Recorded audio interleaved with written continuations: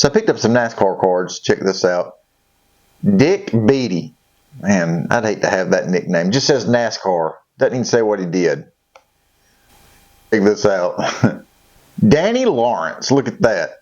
Danny Lawrence, he's an all-pro. But what did he do? Oh, he's an assistant engine builder. Is that how you build an engine back then? You just stand next to a... Is that an ironing board? What is that? And look at that computer. Look at that computer in the back. My God, that computer was old back in 1991, so you know it's old now. What could you even do with that thing? Wasn't Danny Lawrence the guy that was on that show that would say, "Whoa"? Was his name. Here's a driver, Patty Moyse. Here is a crew chief. It's Richard Broom, but he was more commonly known as a Dick Broom.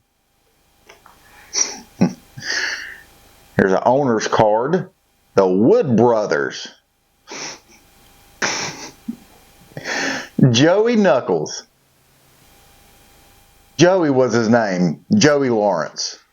Now this is a cool card. This is from the 1988 Max set, but it's talking about the 1987 Winston race. And that race is commonly known as the Pass in the Grass. It was where Earnhardt, which is right there, he passed Elliott on the last lap in the grass to win the race. Now, technically, it wasn't a pass in the grass. It wasn't even a pass at all. But anyway, still a cool story. Right between the two guys is Tim Richmond. And I don't see Harry Gant. It looks like Harry Gant might be back there. He was my favorite driver back then. Actually, Tim Richmond actually was my second favorite driver back then. But Tim Richmond, he's also known for something else to do with this race. You probably already know where I'm going with this story, but if not, buckle up.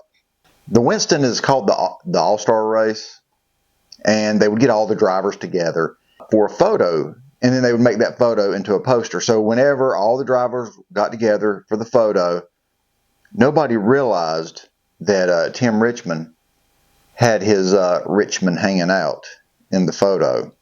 So they ended up making this photo into the poster and distributed it. And it wasn't until like 3 or 4 years later that people noticed little Timmy hanging out.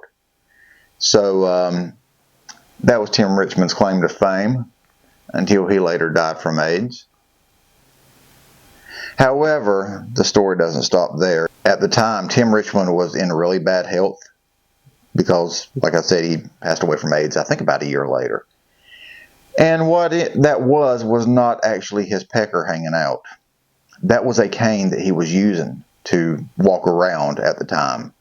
And that's just the head of the cane that he's holding. So, unfortunately, that's not his pecker, but that's a hell of a lot better story. And we'll just go with that.